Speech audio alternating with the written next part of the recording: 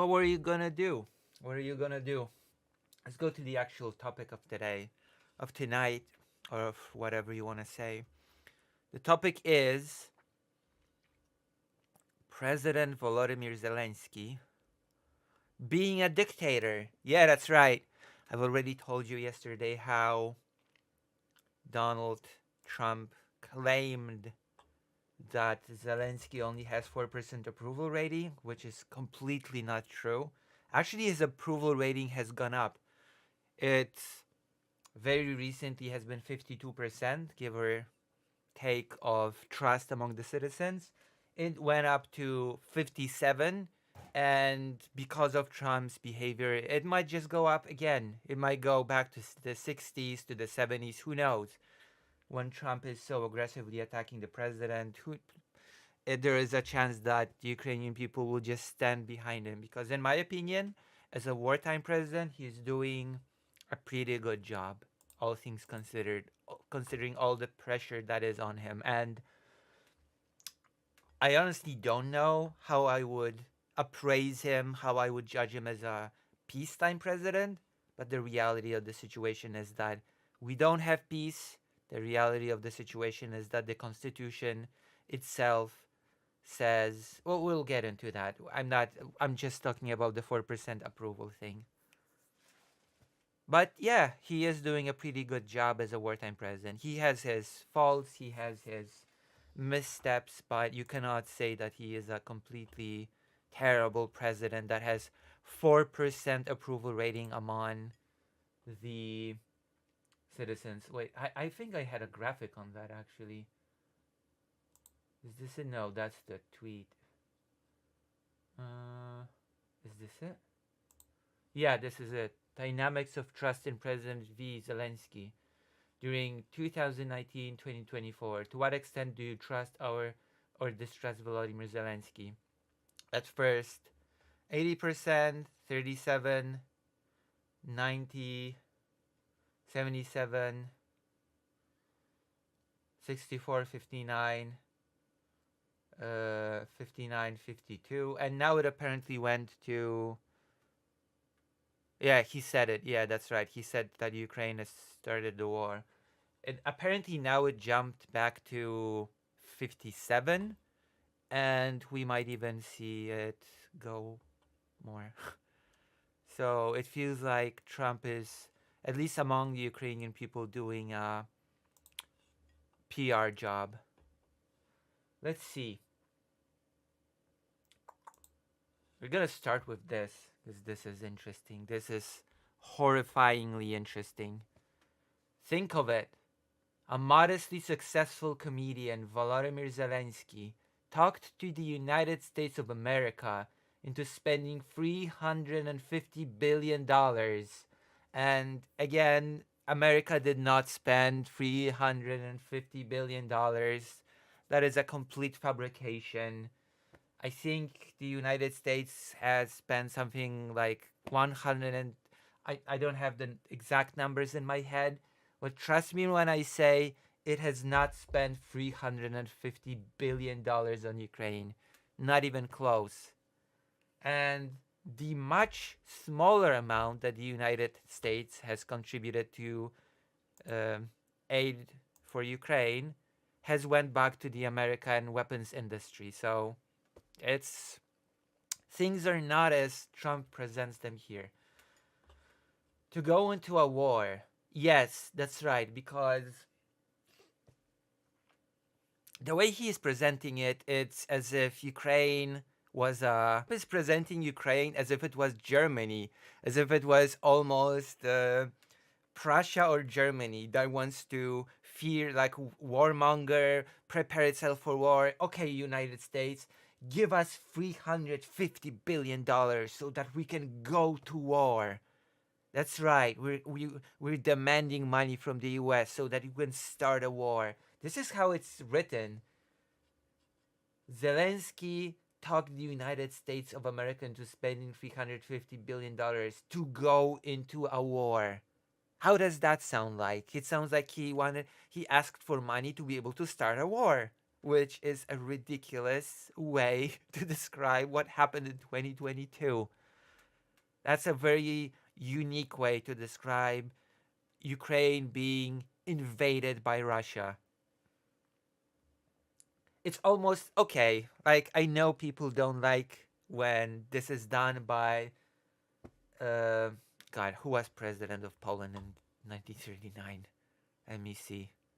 Actually, uh,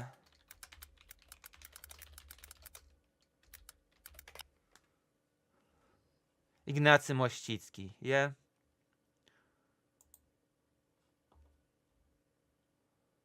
Let me see. 39. Uh,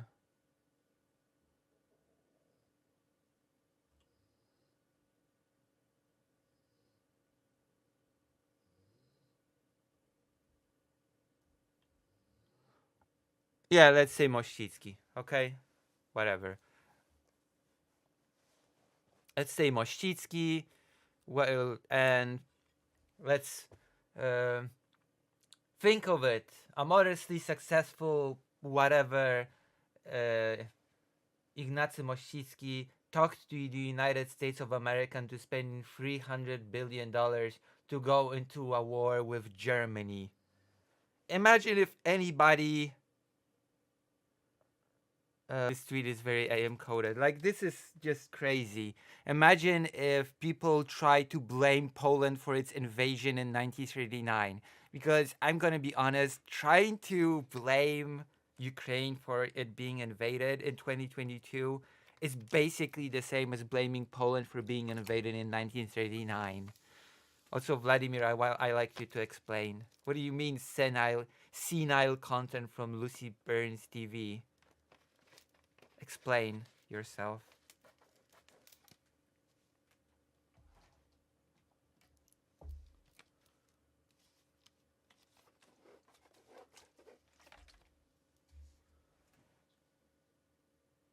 All right. Boom. I'm putting my glass down. I'm petting my dog. I'm sorry. This is just the very beginning. Just strikes me as so ludicrous that it's beyond parody. And this is the president of the United States saying this completely seriously, completely without any. It would be very weird to write this even as a joke, but to write this seriously, it's so. Let's just get on with it. So to go into war, a war that couldn't be won, which is another lie. This war very much could have been won. It still could be won if if proper aid would be given by the United States. If the United States would contribute more than 0.2% of its GDP or something into the aid, then maybe this war could have and would have been won. Okay, let's not throw silly, ridiculous, untrue statements into the air. Well, it's too late. You already did, but that never had to start. Well, I'm sorry. Who started the war again? Like, I'm sorry. Unlike, as much as you'd like to write it into being true, Ukraine did not go into war. Ukraine was invaded in 2022. That is the historical record of what happened. Ukraine did not choose to go to war. So, never had to start. But a war that without the US and Trump, will never be able to settle because Trump has to write about himself in the third person. Yeah, I know, but I'm talking about the full scale invasion. I'm not even talking about the war in Donbass that was. Yes, I know. Yeah, I realize that.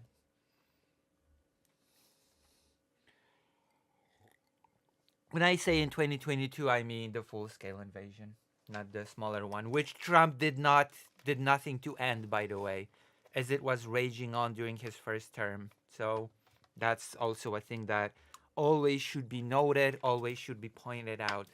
Trump, the artist, the master of the deal, did absolutely nothing to end the conflict in Donbass. So, yeah. Never able to. The United States has spent $200 billion more than Europe. Completely not true. We have a whole article about it that we probably will read today. Like, in actuality, when it comes to total aid, not just military aid, Europe has overtaken the United States. That is the reality of the situation. The entirety of the European Union has spent more on aid overall than the United States. So saying that the United States has spent $200 billion more than Europe is simply not true, and we will dive into that today. And Europe's money is guaranteed, while the United States will get nothing back. What does that mean? Europe's money is guaranteed, while the United States will get nothing back. It's aid. Europe is also giving money in aid, not expecting anything back. So I don't even know what that means. Like, I have no clue what that means. While the United States will get nothing back, why didn't sleepy Joe Biden demand equalization? And that this war is far more important to Europe than it is to us. We have a big, beautiful ocean as separation. Yeah, because that means a lot when it comes to missiles, rockets, and especially nukes.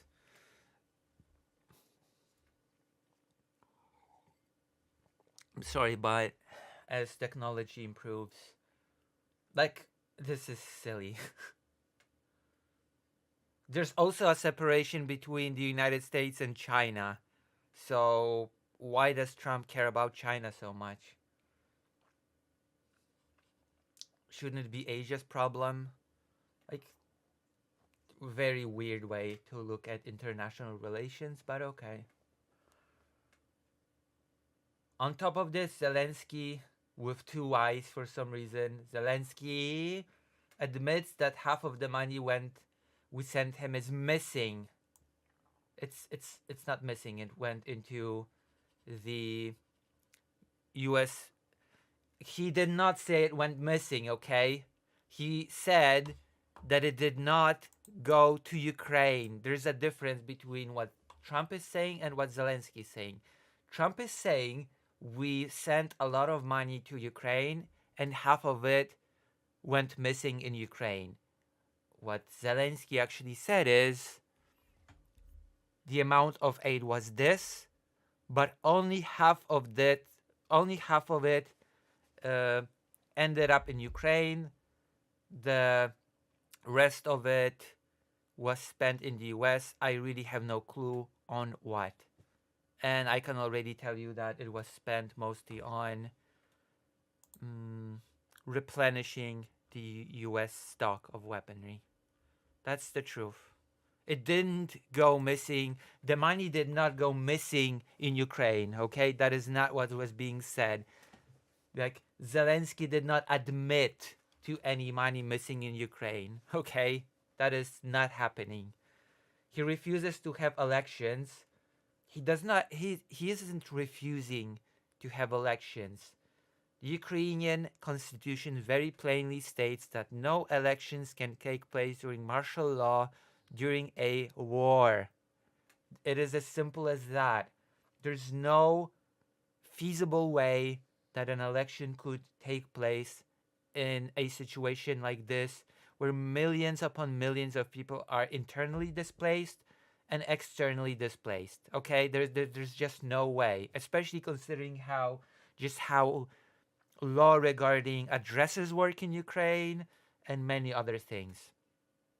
Not to even mention that if in Ukraine people would go to the polls, they would just simply become primary targets for Russia to bomb those sites.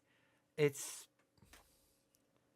like this Russia talking point about Zelensky being an illegitimate president because his term ran out in 2024 is so stupid.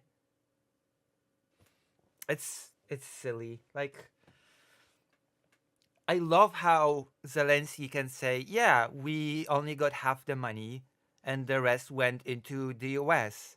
And Donald Trump will say, see, he admits it. Half the money went missing in Ukraine. Like, hmm. The election thing. God, I could talk endlessly about the election thing, just, and it's so simple as well. I always told myself, and on stream for that matter, that only people that are not very smart will believe the Russian lie that Zelensky is an illegitimate president because he just refuses elections. And now here we are, and the president of the United States is repeating those same things. So, like a Russian mouthpiece, quite literally. Like, I always thought that this line of propaganda was just too stupid for anybody to believe. A long time ago, when it was first reported on the Polish television that no election would be held during wartime, that it's just not feasible, my first reaction was to think, well, yeah, duh. Of course, you're not gonna just have elections during wartime. And I hate this argument that people often say, well, yeah, like the United States had elections during wartime or some other country. I don't even know. But the circumstances were completely different, okay? All the cities in those countries were not actively bombed when those elections were held. And the displacement of citizenry was not nearly to the same extent. So let's not compare mindlessly those situations because it becomes absurd. You can take any fact and turn it into absurdity. You can take any simple fact of the matter situation and turn it into a farcical lie. And we have two on the display here. Half of the money missing, a thing that simply is a fact that part of the money goes to Ukraine and part of the money just is um, like part of the money.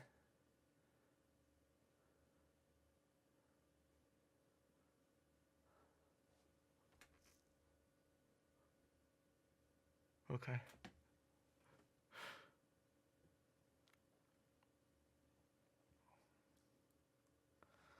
Uh, okay. But yes, just you can, and the election thing, okay? Just and here let's it continues. I mean, Dylan has the TV is doing well compared to what's been previously. Also, isn't it obvious that the best narcissist of all time ain't going to admit that he's wrong? Yes, you're right. Military was deployed to the Middle East. The war wasn't happening in the U.S. Right? Yeah. It's like it's ridiculous.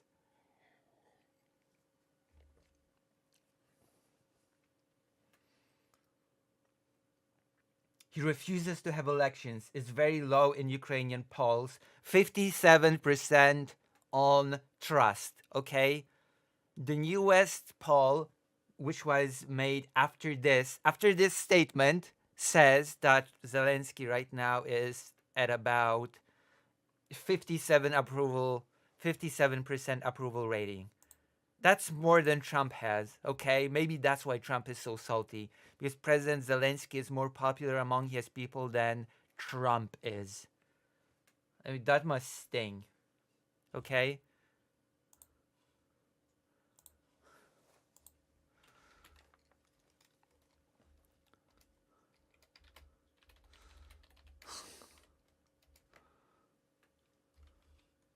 Jesus.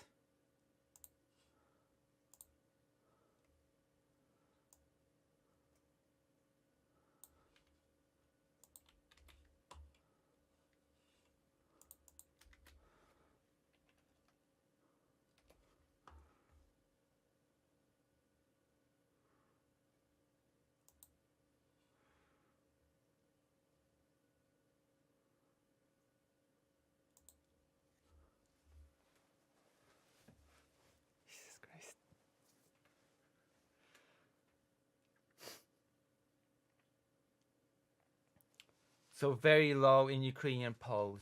Like I can bring up the thing again, okay? I can bring up mm, the graphic again. 80, 37 here, 90, 77, 64, 59, 59, 52. Trust, right? And it went up to 57 now. And there's a chance that due to Trump's rhetoric, it will go up even more from 57. It might go up even more. Very low. And the only thing he was good at was playing Biden like a fiddle. Yes, the only thing that he was good at was securing money for the defense of his country, which is actually the only thing that he should be concentrating on right now. Okay? The only thing that he was good at was his job. What a thing to say. How dare he be securing funds for Ukraine to defend itself during an invasion? What a shitty president.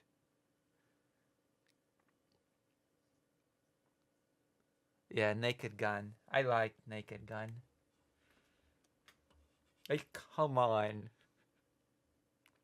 A dictator without elections. Zelensky better move fast or he is not going to have a country left. That sounds like a threat, quite frankly. That is a horrifying statement from the US, which is Ukraine's main backer when it comes to military aid still right now. That is a horrifying statement. Like if you don't watch out, we might just let Russia take over Ukraine. That is how this reads to me. A dictator. Like, I'm sorry, projection much, Mr. Trump? I don't think Trump even understands what a dictator is supposed to mean. Well, then again, he wants to be one, so maybe he does understand. The election thing has been explained so many times. You can try to state simple facts about the Ukrainian constitution, how it clearly states that no election can be held during wartime and martial law. But people won't listen. People will listen to simple bullet points like no election dictator, and that's it. Won't care.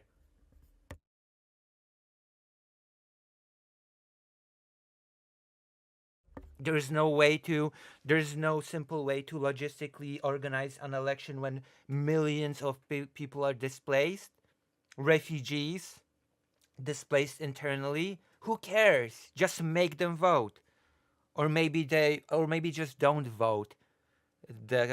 Don't count the votes of millions upon millions of people. Who cares? Like, this is such a crazy attitude that I fail to understand it, because it's not just Trump that sort of expresses this attitude. I've seen quite a few so-called left-leaning people on the West actually eat this argument up as well. They would debate in public debates how Ukraine should have an election no matter what. It's just, I'm surprised. I'm not really surprised that Donald Trump would embrace this, but I'm really surprised how much some left-leaning circles, supposedly left-leaning circles, embrace the Russian narrative about Ukrainian elections. In the meantime, we are successfully negotiating an end to the war with Russia, because Russia is the real victim of this war. We're successfully negotiating an end to the war with Russia, which, by the way, I would like to calmly remind you that Ukraine has not been invited to those talks about peace. Ukraine's future is being actively decided, discussed without Ukraine. Think about that. Russia, as the aggressor, as the only party at the end of the day responsible for this invasion. It's not the fault of Biden. It's not the fault of NATO. It's not the fault of Ukraine, especially. It's Russia. Russia invaded. Russia just decided to invade. Russia has decided to uh, broaden the scope of the ongoing conflict that started in 2014 and turn it into a full blown, full scale invasion in 2022. There's no, there's just no, it's ridiculous. And now we're in the worst possible timeline. We're in the worst possible scenario in which Ukraine is being simply excluded from the discussion about its own fate. Ukraine is almost treated as the aggressor in this war, as the perpetrator of this war. I cannot stress this enough. Zelensky talked the United States of America into spending $350 billion to go into a war. And now Ukraine is being discussed without Ukraine, with Russia. And also, Trump has attempted to actively punish Ukraine for being invaded by trying to force a very bad deal on Ukraine. 50% of all of its natural resources. It's crazy. It's crazy just how imperialistic the attitude of the United States is towards Ukraine. Like, I've said it before, I'll say it now. Ukraine is simply stuck between the Russian Empire and, as it turns out, the United States of America Empire. It's the worst scenarios are materializing before our eyes.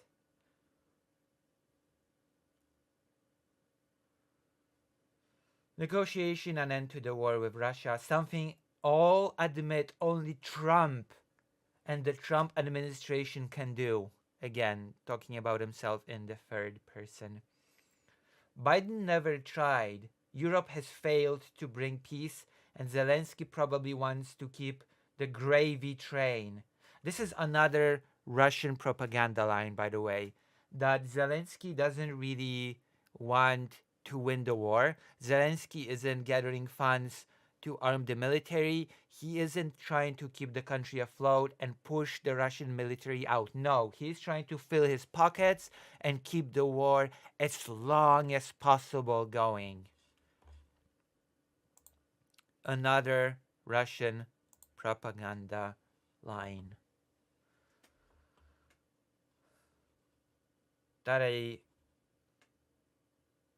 gravy train. I love Ukraine. That is the biggest lie of this whole post. That is simply the biggest lie of this whole post. I love Ukraine. You don't give a crap about Ukraine. In fact, you despise Ukraine from what I'm seeing and hearing from you. But Zelensky, with double I again, why, as I have no clue as to like why choose this spelling, has done a terrible job. Yeah, a terrible job. Because he has not rolled over for Russia. He should have not asked for any funding. He should have asked for no aid. He simply should have given up. He should have given Russia territory. He should have demilitarized Ukraine. He should have chose neutrality. He should have said we'll never join NATO.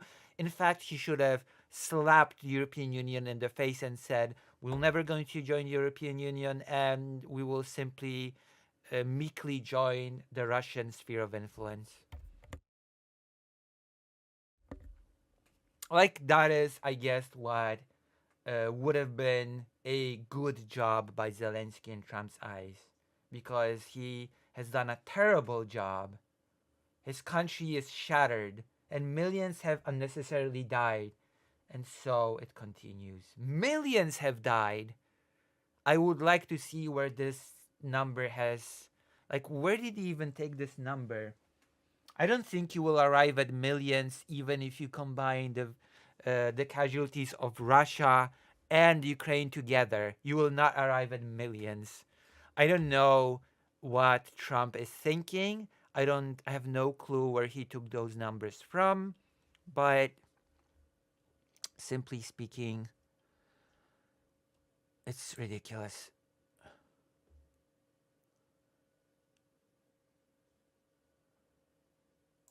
It's so this is the thing that we are starting this. This is our little intro into what I want to talk about. It has taken us a lot because there's just a lot here. Like you have to basically discuss every single sentence because as somebody has said in a very disliked movie, everything you just said is wrong. Everything that you have just said is wrong and it just needed to be explained why. Okay.